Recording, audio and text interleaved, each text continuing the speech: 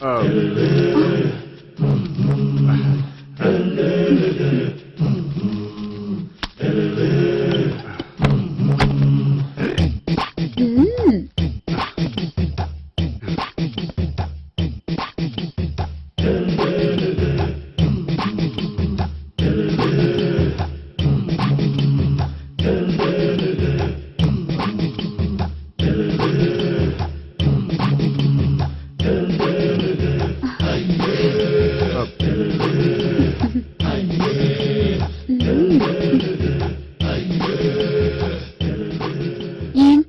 కొత్త? నేను చూసుకుంటాలే. ఏంటి చూసుకునేది? మా ముసలాడేం చెప్పలేదా? చెప్పాడు, వస్తున్నా అని చెప్పాడు.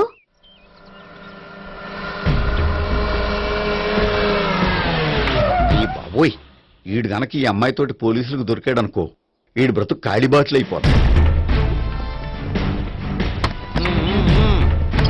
ప్రతి రూము గాలించాలి. ఎగచండి, జబ్బులు పడేయండి.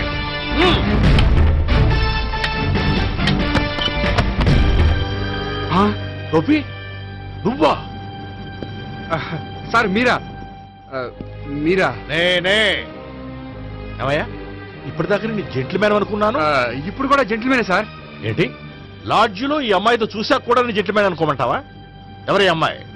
ఈ అమ్మాయి నా చెల్లెలు సార్. చెల్లి. చెల్లెలా? అవును సార్, నాకు 3 చెల్లెలు అని చెప్పాను కదా సార్, అందులో ఒక చెల్లి. చెల్లెలతో లాడ్జికి ఎందుకు వచ్చావు? కొంచెం పర్సనల్ గా మాట్లాడాలి, అందుకని. పర్సనల్ విషయాలైతే ఇంట్లో మాట్లాడుకోవచ్చుగా. ఇంట్లో మిగిలిన చెల్లెలు ఉంటారు కదా సార్, ఒక ఇంపార్టెంట్ విషయం డిస్కస్ చేద్దామని ఇక్కడ తీసుకొచ్చాను. ఓహో, మన విషయం తర్వాత మాట్లాడుకుందాం, నువ్వు బయలుదేరు. మరి నా డబ్బులు? డబ్బులు ఉంటుంది ఏమిటయ్యా? అది కాలేజ్ ఫీజు కట్టాలంట. ఈ మ్యాటర్ డిస్కషన్ లో ఉండగానే మీరు వచ్చేసారు.